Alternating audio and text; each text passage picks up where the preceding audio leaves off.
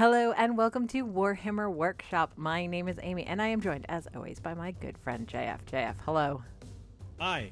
So this is the rest of Warhammer Fest 2023.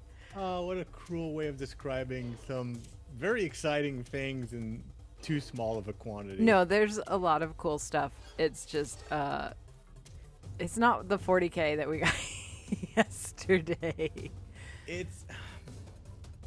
It's a large variety of small portions of cool stuff. Yeah. Instead of the Leviathan portion. The literal Leviathan. Yes. Yeah. Good call. All right. So let's dive in. We started off day 2 with Age of Sigmar and the Cities of Sigmar. So these are the Cavaliers, and they're real cool. They are, this is the appealing part of Cities of Sigmar for me, even though they are humans, is that they are like a mix of humans from different places, so they're not all just the same. And that so you can kind of paint every horse different, kind of like the old Bretonians were like supposed to be like grabbed from various houses, so you could have a lot of variety. It's very cool. These models are absolutely gorgeous, especially since compared to like the original Games Workshop horses, of which I had just a bucket of them after doing an event. They just said, "Oh yeah, take those home." So, fine. So we're using them for statues and everything. But as cool as these are, and if you're the My Little Pony fan of Age of Sigmar, sure, these are great. Yeah. The Cities of Sigmar are the Imperial Guard of fantasy for me. They are. I mean, that's true. Especially with after the Q&A at the Adepticon preview, when someone asked if they were going to be exclusively humans, they said maybe not exclusively, but definitely the majority. Yeah, they're gonna have their Ogrins and their Ratlings, sure, and it's mostly gonna be humans, which is fine. That's fine. And then those guys do look. They look really cool. And then there's this one little thing. We have questions. And all right, so what in the Hieronymus Bosch is this guy? Like what it's a snail. All right, so he's got legs. It's a unicorn snail with legs? Yeah. What is this? I'm so know. excited. I also really like the detail on these horseshoes. But that's a whole other thing. Oh, yeah. This very nice. I love the texture that they painted on the horse itself. But this little thing, I don't know what it is, but I want it. There you go. I want an army of them. It kind of looks like it might have shoes on. So what It at least it's wearing some kind of leg warmer type thing. Right, something. Like, it could burst into the theme song from Fame at any moment. It's so good. Do the entire routine with it's I feel like you can either cook it or you release it into the wild and make a wish. Yeah. It's, I don't know. One or the other. But the thing is, it makes me wonder, like, does this tie into the lore somehow, or is it just something one of the sculptors got away with? Yeah. I mean, it has to, right? Theoretically. I don't know what it is, but I want to. Anyway, this little thing made Cities of Sigmar 100% more interesting to me than it was previously here on Fans of Little Guy TV. So, coming up for Age of Sigmar, in addition to the Cities of Sigmar, we have the campaign Dawnbringers, and we've got here Book 1, Harbingers.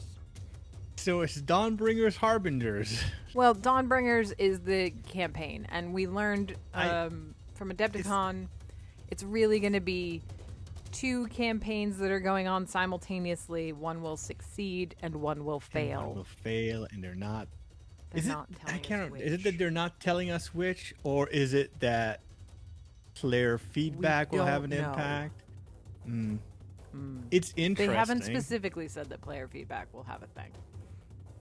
What I like about this is because Age of Sigmar tends to be the test site, the trinity of all other games, well, 40K at least. if this works and is exciting, we'll probably see a variation of it at some point in like next 5 years. Absolutely. So book 1 is coming with some fun models. It is coming with the Harbinger of Decay, Flugoth the Miser. This is some classic art, if memory serves. Yes, and it is. Well, it's also the cover for Harbinger. Well, yeah, but I mean, I think this is older too. Yeah, it's definitely inspired by older art. See, this is the kind of horsey I want to paint. Yeah, I do too. I have an old box of Chaos Knights or whatever they were that I had originally planned back in the early days of my hobby to make into the 4 Horsemen of the Apocalypse, and now I feel like they've just done one for me, so if I wait long enough, they'll just do all 4, and that'll be fine. Well, and like I saw this guy, and I thought to myself, well, is there a way of doing the 4 Horsemen with other figs at this point? Like, is this a diorama I could make? I like that there's a variance that you've got options of 2 different heads and 2 different. Well, you got 2 different horse heads, 2 different him heads, and then 2 different weapons. Yeah, you have the scythe or the bell. I would probably try to put the bell on the scythe. Yeah, I know it's not practical, but yeah, I am a child of the 41st millennium. He's got his little raven buddy. Matter. It's good. It's a real good model.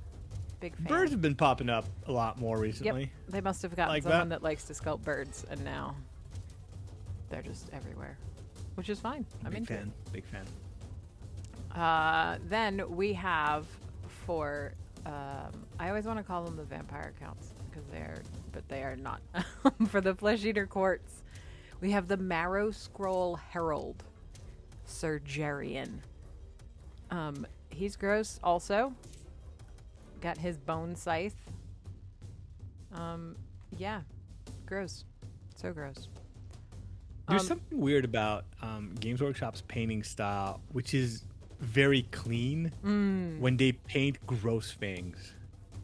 That's always been my complaint about every time they paint Poxwalkers. They're like, all right, so Reichland Fleshshade, and I am a firm believer that Reichland Fleshshade should be nowhere near a Poxwalker. No, too alive. Yeah. This guy looks proper decayed, but the paint job is still so clean. It's very pretty. It's bizarre. Yeah. Like I refuse to believe this guy bathes or like polishes those skulls. Well, he might have a little guy that polishes his skulls. Like I'm with you on the bathing, but he's probably got a little guy. Everyone has a little guy. They've got a little guy. Can't wait till they redo Sisters of Battle. They have a little miniature cherubs everywhere. Just way more cherubs. Just oops, all cherubs. Let's go. We need a cherub box. We need a Nurgling box. Just give us all the little guys. And then give us a little guy game. Yep. So then, doing a big old swoop over to the Fire Slayers, we've got the Grimhold Exile Fury. So he's cool. He's apparently his little enclave or whatever was destroyed, but he rescued the flame, and so now he's out to go light hearths elsewhere and gather people to the cause. And these guys they're fun. They're not for me, but they're great. They're also not for me, but I do like the idea. The I want to say the suicidal approach to their way of life. Yeah. Trying to find the biggest thing to kill them. Mm-hmm. All for glory. They're a lot less naked these days. Yeah. Which I find a shame. I mean, they're not naked though. They're just less naked. They're a little less naked. Yeah. There was a time where Fire Slayers were all about red hair and butt cheeks. Yep. That's the real thing. Forget Slaanesh. Slaanesh is fine. This is the real loss. I can just imagine Slaanesh just trying to corrupt these guys and just seeing how they behave and going, nah. No. I'm good. Fine. And then your personal favorite from the gang, the Rabble Rouser, Braggett Big I love him Taka. so much. His name is Braggett Big Taka. He's got bat squigs. He's got like three. He's got like his posse of bad squig. He Yeah. found a skull and said, "Hey, other people wear skulls as a helmet. I'm gonna wear this as a helmet." It but is it's like too big. most of a squig. It's so good. He's got the It spine going feels down like his back. he may have been eaten by a squig, Right, but and then killed the just squig won. from within Yeah. and just let it there. Like he Just let it can't take it happen. off. Mm-hmm. Nature took its course. Yeah.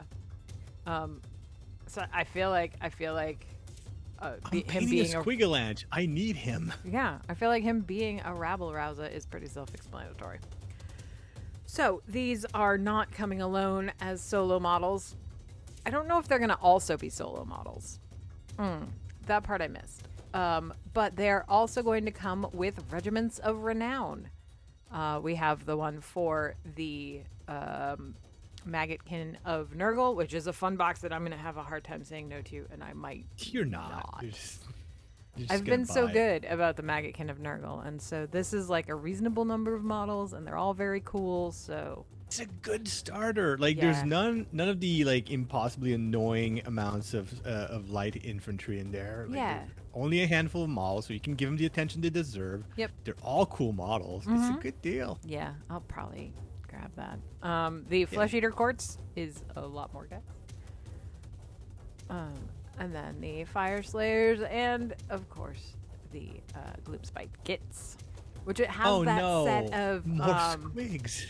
yeah. So it's got squigs, it's got regular squigs, it's got hopper squigs, and it has that set of like wizards, goblins. Yes. There's like 5 of them. Yeah.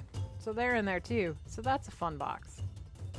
I do love the idea of just a classroom of goblin wizards on the loose. No good can come of that. I'm sure it's fine.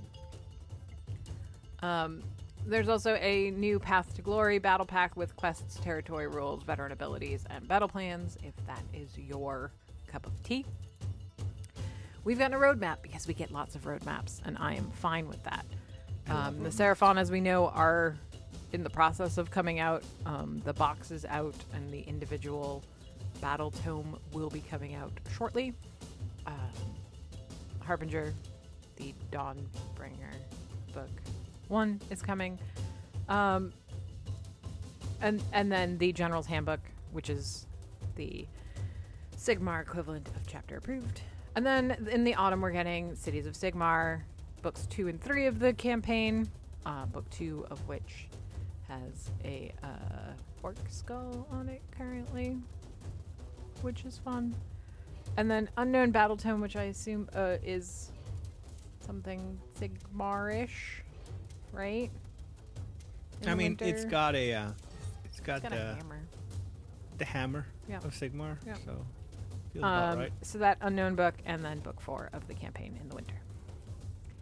And that's Age of Sigmar. That is the world that is. Wasn't there an orc on yeah. a rather large boar? Oh yeah, there was. Oh, sorry. Am I skipping ahead? No, you're fine. I did forget that this was the next slide. So this is the Maw Grunta, which is huge. Like they were saying, it looks smaller than it is because these particular orcs happen to be so big. But they said it is really big, and he's You just got have like to look at the one of the guides I use is Yeah. base thickness, Yeah. because the base thickness is uniform right. and that is thin. So yeah. So yeah, they're big. He's got his little buddies on the side. He's great. Big fan for the love- Iron Jaws. I hate to say it, but like when it comes to Age of Sigmar, I am a big fan of greenskins, especially Yeah. classic greenskins. Yeah, I really Cool like boys, the Iron eh, Jaws. but The the Cool Iron Boys, Jaws- I like some of their stuff, but not all of it. Yeah. Yeah. Yeah. So that is actually the end of the Age of Sigmar stuff. Yeah, and I mean, you're the one who said it yourself. Like this is something that can be manipulated into a beast snag army. Absolutely. I have no current plans for it. No. But it's real easy in the canon of every kit's an orc kit. This one just starts you off way higher. yeah, No problem. Strap some guns on them. You're good to go. So then we got the second preview of day 2, which was the Old World and Horus Heresy, and so people were chomping at the bit for this one. High hopes. High hopes. And we got some stuff. So we have been told that this is still very far away. This is very far away. No hopes. This is very far away. But we did get to see some miniatures, and we got to see this Tomb King. And I have no interest in the Old World, but Tomb Kings are pretty great. They're pretty terrific looking. I wouldn't be mad. They did point out that they are bringing back some of the older models, like the Spheranx. No, not Spheranx. Spheranx is the kitty cat for Warcraft. Yeah, that's the. But yes. Yeah, the big Sphinx dude. Yeah. Obsidian something or other. Yep. It's a gorgeous model. Yeah. It's interesting to see them bringing back some of that thing, and we can finally see some of those square bases they'd been talking about too. Yep.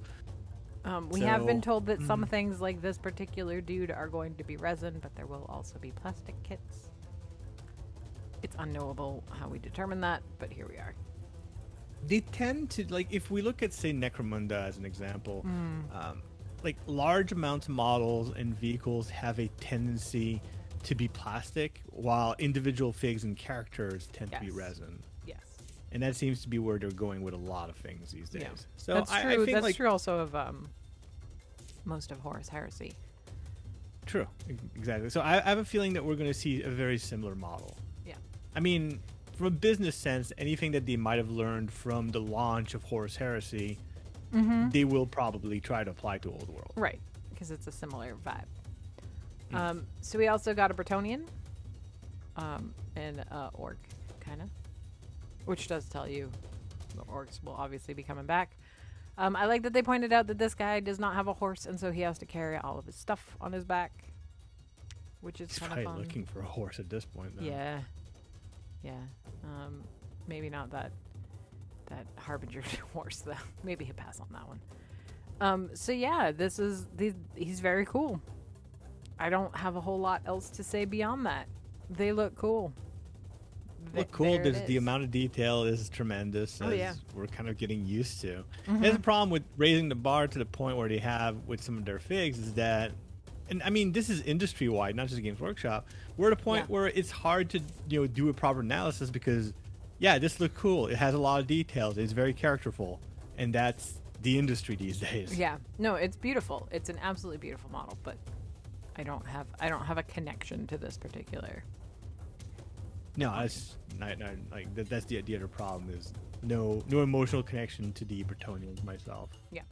So, as we said, we did see, they didn't put it on the website, but we did see that it comes with like an unhelmeted head and things like that. So there are going to be some options for these guys.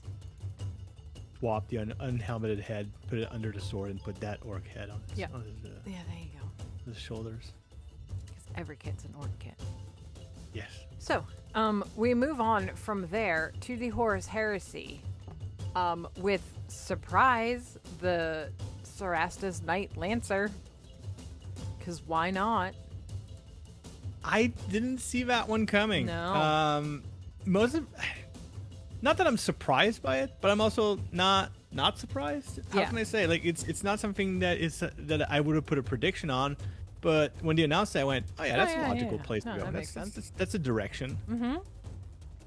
And it's interesting because now that the plastic kit is made, obviously it's going to be available for 40K. They've mentioned that. Yep, they did. It's going to be available for Chaos Knights in 40K, very likely.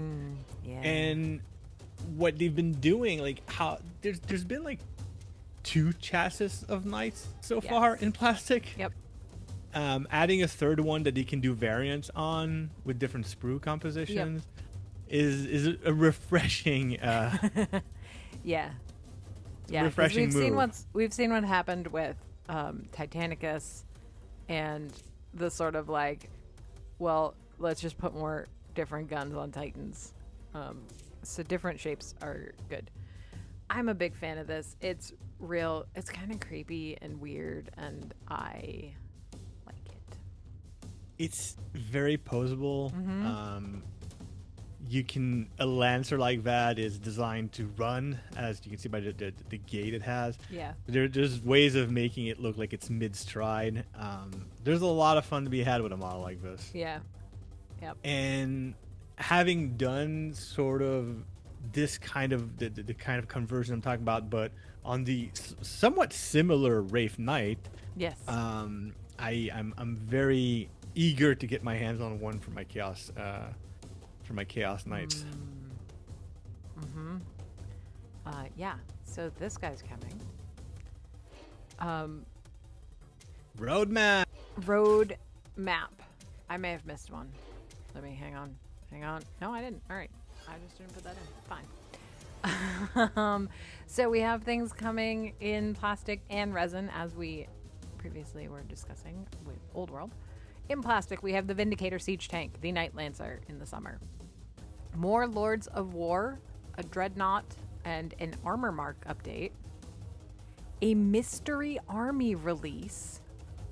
And the Assault Now, Squad. What could a mystery army release be? I don't know. I mean, because we really don't. hoping for some of the historically appropriate Xenos.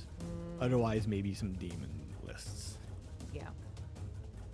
Or one of those Xenos that has since been eradicated. Oh, see, now we're talking. Right? That's how you hook the Xenos lovers who are not playing Horus Heresy yet. Yeah. Give them something they can't play anywhere else. That is delicious. I like that. And then in next spring we have the Legion Command Squad and melee weapons. Remember, we've been talking since this game came out about needing chain Finally. swords. Fabulous. Finally, after 2 years, we'll get the melee swords. weapons. And then in resin, 2 characters, which we're going to talk about in a second. The summer will have new characters and upgrades. In the autumn, a Primarch, ... Ooh, maybe an Ascended Primarch? I expect it would be, right? It has to be, right? It can't not be that. Unless. We have all the other Primarch. Unless. I mean, we kind of do. We mostly do. Listen. So, yeah. I mean, there is a very slim possibility, a world where that is one of those Primarchs that got lost from one of those Lost Legions, and that mystery new army release is that related to lost is related to that. Sure, why not? I maybe. mean, I'm gonna go ahead and dream because that's where we're at. Yeah, I'm gonna put that in the highly unlikely. Sure. But then again, like every there's a lot of unlikely things that have been going on with some of these releases. So whatever. We're gonna get to one in a little bit. Yeah. And then the winter and spring are new characters and upgrades. Fabulous. So that's what's on the docket for that. We also, so as we mentioned here in the spring, we've got 2 characters listed. We have Varen Asarhaddon. These names are so hard. So we have a Sons of Horus dude. And then we have Lord Castellan Evander Garius. And this is all part of the fight for Chthonia, because we're getting the Chthonia campaign book also. Yeah. I mean, they're heroes. They're cool. If you don't want to paint a Primarch, but you want to paint a fancy dude, these guys are good. And these are probably some of the dudes that you want to get if you want to play some of the core armies relevant to that campaign. Sure. The campaign will. It's worth noting the campaign, while the story does focus on the Sons of Horus and the Imperial Fists, that is not limited to those. There will be. There's a very interesting army image of loyalists marching with what looked like a Thousand Sun Psyker. Yep, because there were loyalist Thousand Suns. Which is, it's one of those things that don't get talked about enough, is like this ambiguity, the nuance of, well, what happened to those that remain loyal? Yeah. And well, the Empire is an unforgiving institution. So then today we had the Kill Team preview, and we declared. We had declared that clearly we would be learning about the new season because what else could they possibly do? And in grand tradition, anytime we declare what else could they possibly do, they will do anything other than whatever it was. I am getting very sick and tired of being wrong on very obvious predictions. I should go back for a second, though, before we get too into Kill Team. I did forget because they did not provide any good images for which I could make a slide for this particular thing. But they did put this weird little teaser trailer at the end of the Horus Heresy preview that looks like epic. I've received of all, like, I think every single one of my Warhammer or Games Workshop playing friends who saw that messaged me to say, epic? And I went, yeah, that could be, but it could be Armageddon, right? Armageddon? It could be epic Armageddon. But here's the thing, like, I feel there are 3 candidates for what this could be. Okay. It could just be epic. Sure. So, same scale as Aeronautic Imperialist and Titanicus, and but maybe combined let us use arms. all those models. Let us use all these models, put out some new models with smaller things. Like, yeah, sure. Then there's a possibility that this is just apocalypse rules for Horus Heresy. Yeah. Because Horus Heresy has a lot of knights and titans and large-scale wars and things that you might want to go titan with.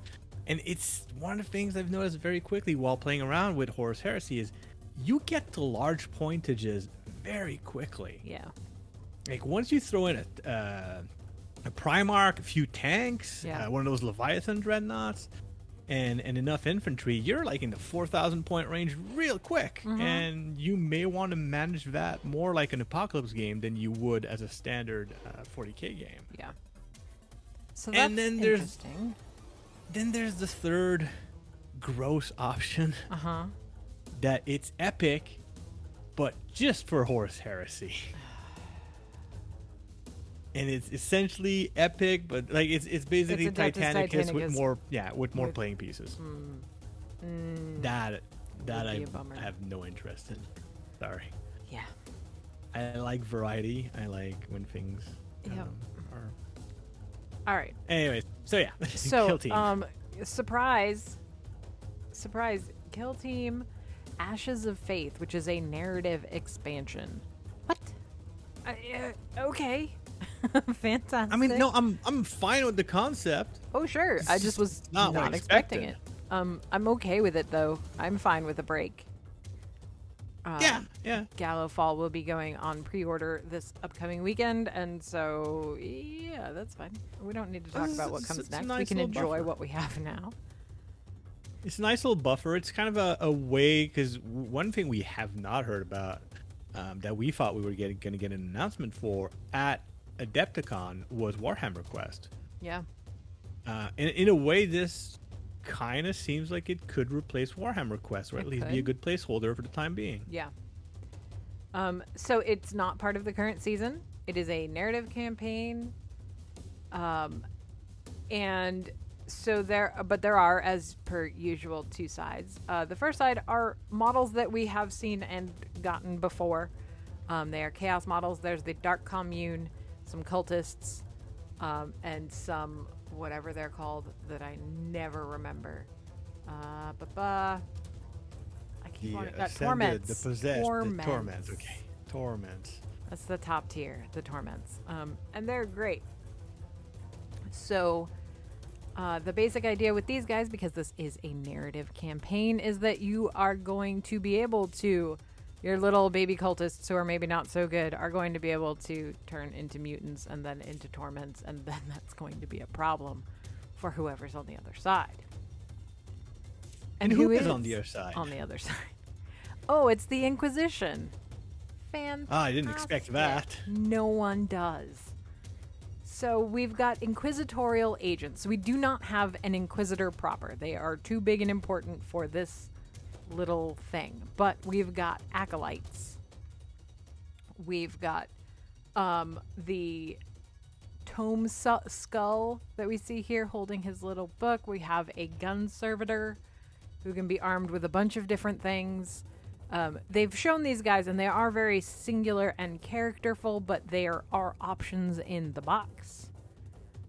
Good example is dude with knives and dude with book and gun is actually 2 options for the same fig. Yeah. So these are crazy, and they come with some that can fight. The sort of guard veteran there, who has the big long pike sword thing. He is a callback to one of the Inquisitor, the bigger scale game from the way back. Of which I have discovered I still have the book for. Fantastic. So a collector's item. He's a callback to one of those models. Yeah, I'm very into this. I'm glad to see that the one of the vocalists for Prodigy has found work in the 41st millennium, holding a shotgun. Yep, you know, like you do. I'm hoping for some head options for that guy. No. I am definitely using that head option, and I am painting that hair pink. I am usually all for the dumbest face option, but maybe not for this one. I don't know. We'll see. Coward. I know. We'll see.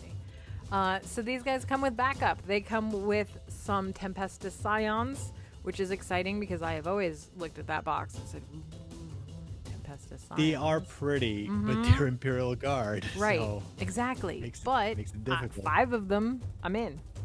And they're also going to come with Sisters of Silence, but there are other options in the book that you can take if you have models of your own, like Navy Breachers or our RBDs, right, was one of them, and then the 2, the Veteran Guard and the Catechins, right? I think so. I know the box also comes with 5 Sisters of Silence. Yeah. Probably for later in the campaign. Is my well, thought. so the thing is, what you do is you get to pick your buddies at the beginning of the game. So if you know that you're going into a battle that is, indoors and you could use some breachers, then you bring your breachers. If you're doing, more long range stuff, whatever, like you can suit your companions to whatever the scenario is you're going to be playing. Very interesting. And then chaos is chaos because that's how it is. We are also getting another set of Warhammer Heroes, which is a weird thing to announce in your Kill Team announcement, except that they're also going to be providing Kill Team rules for them. So that's fun because I like the idea of Warhammer Heroes. I have the Death Guard ones. They're fun models. They're very individual. You don't know what you're going to get, which is kind of fun if you just want to like randomly paint a model. But being able to give them rules, that's kind of nice.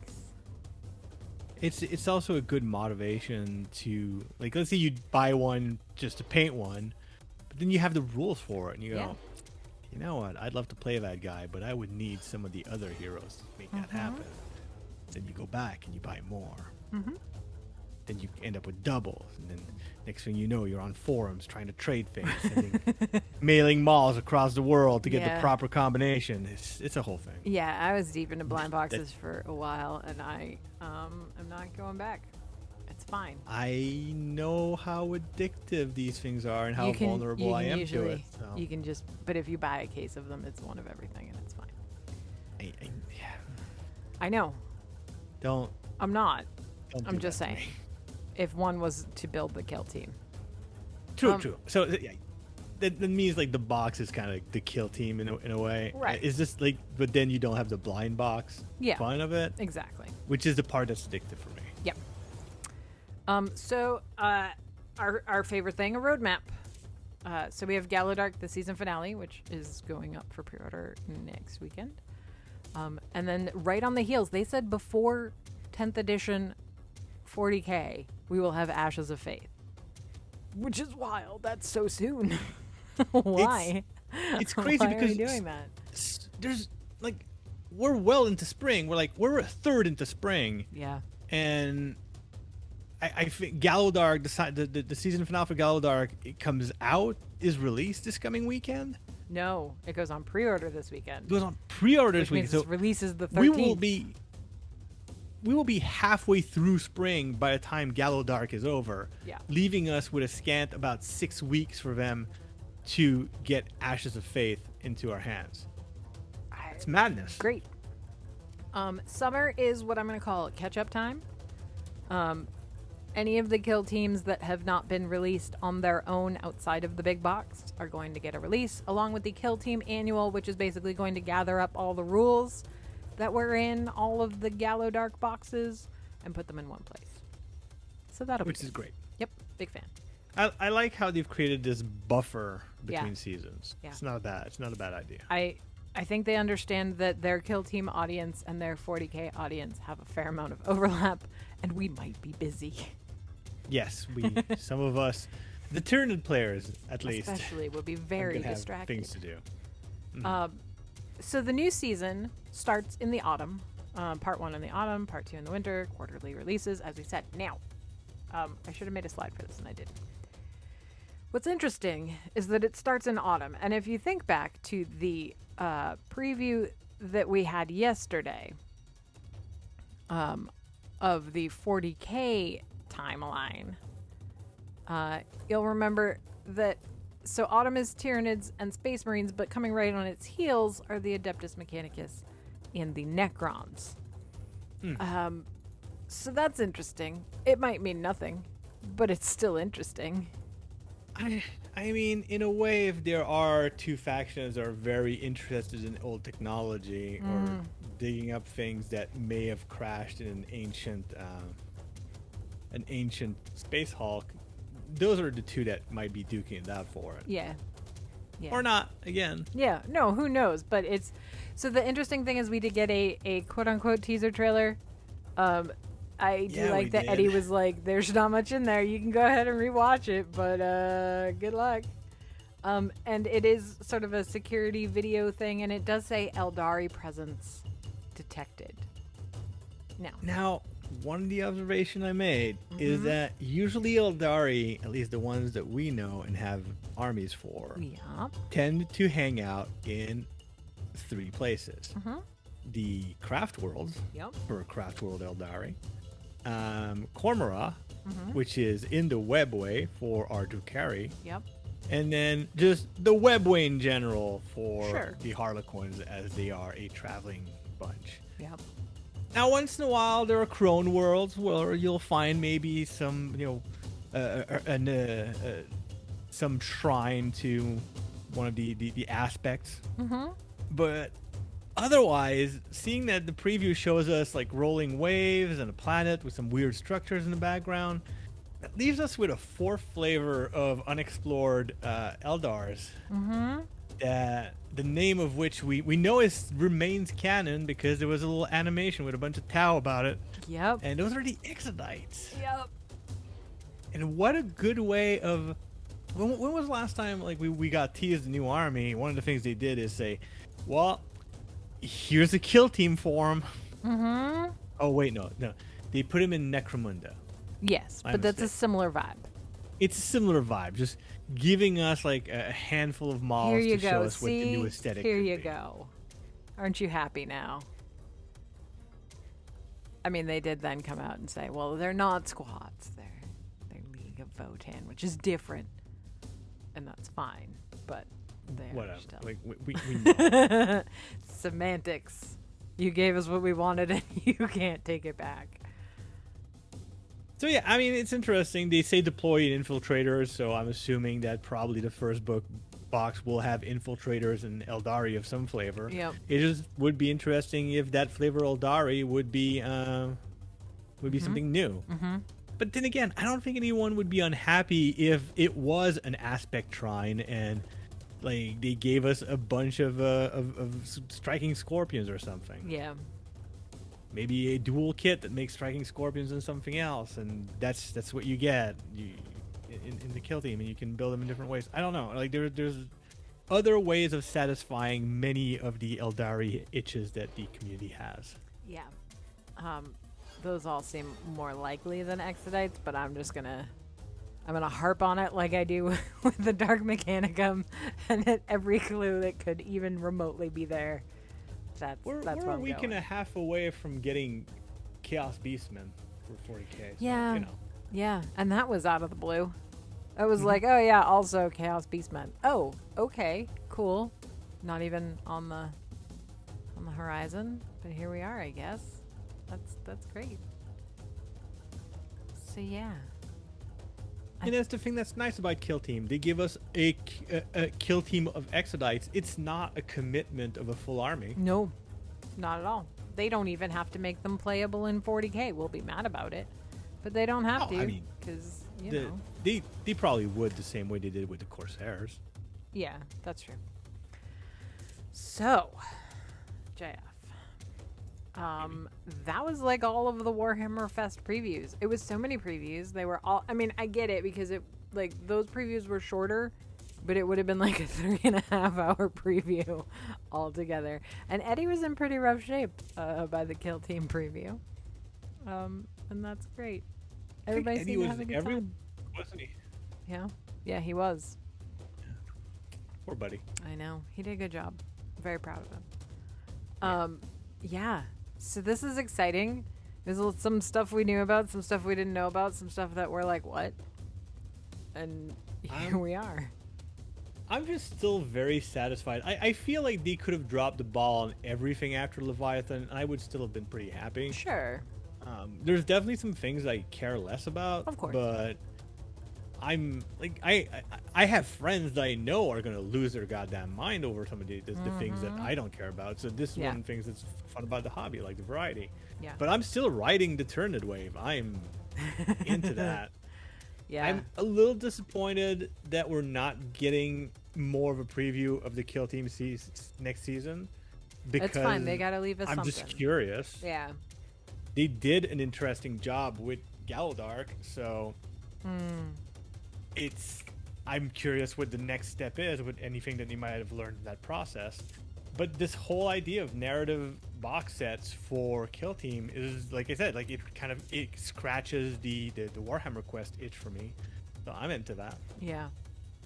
I'm trying to remember when Nova is, because I feel like that's in the summer. Nova's in the summer, I do believe. Yeah.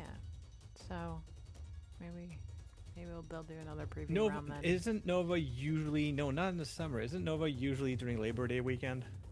Oh, maybe it is. I don't know anymore. There's too many. I know there's something enough. preventing me from going to Nova every year because it falls on the same date as something else. I can't juggle around. It could be. I don't know. Anyway, I'm sure they'll show us all about Kill Team at some point when they're ready. So, Yeah. if you have to pick one favorite thing from all these previews, what would From it be? all the previews? From all the previews, you pick one favorite thing and watch. Jeez. Man, that's so much stuff. Aw. I know. No, it's fine.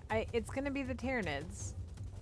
That's and not it's one thing. no. But it's gonna be the I'm not desperately scrolling because I can't remember its name. It's the Neurotyrant. The Neurotyrant is incredible, and I love everything about it. That was going to be mine. Yeah, it's I because it's am the best into thing. it. It's just the best thing. So good.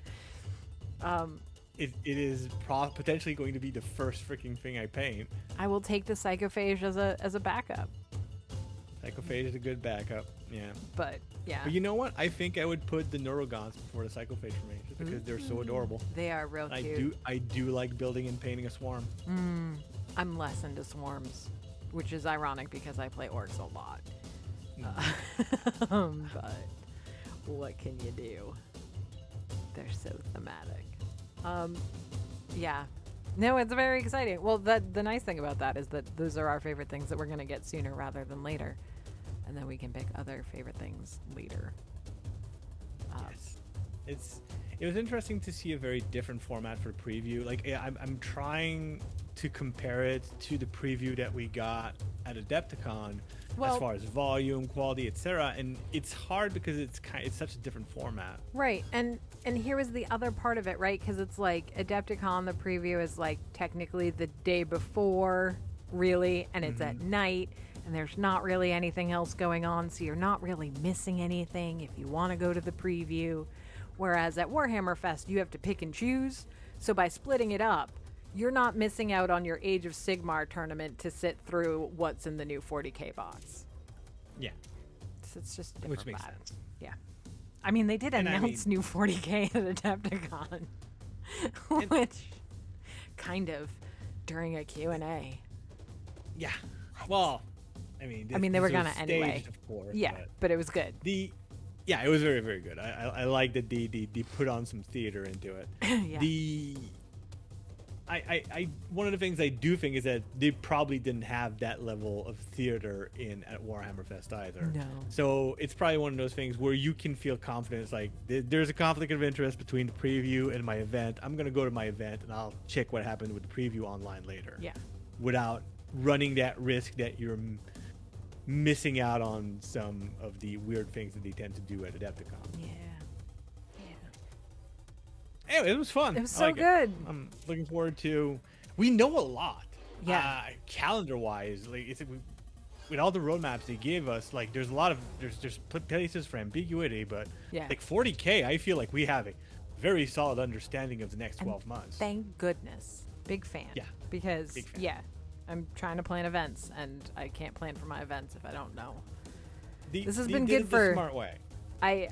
It's very rejuvenating to my hobby mojo to be like, all right, this is the plan. Great. I'm in. And they did it the smart way because clearly there are things that are going to pop up, Sure.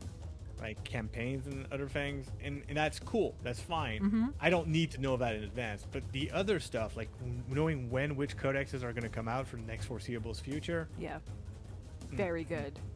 Yeah. And they might not know, entirely right now, which comes after that. You know what I mean? Like, there could be a few ways it could go from there on out, in terms of the very specifics into what's coming. Yeah, out when. I mean, they may very well know what they have planned for the right. 8 months following that, but in It's what not order? set in stone. Yeah. Because making things is an adventure. Oh yeah. So, Warhammer Fest wrapped up, done and dusted. Is there anything else that you want to add? Not exactly. I'm just very happy that we got to see this preview. If you took the time to listen to us ramble on about it, I want to thank you also. I'm hoping to have a couple of more of cooler videos coming out in the next few weeks. Producing videos is a lot of work and a lot of time, so I'm sorry that we don't put them out as often as we would like. But if you want us to put out more videos, just follow the channel, subscribe, like, ring the bell, whatever, all that stuff, and follow us on the socials. All of our contact information and social media is in the show description. And until next time, happy hobbying. If you enjoyed this video, please consider dropping us a like and subscribing. Thanks for watching.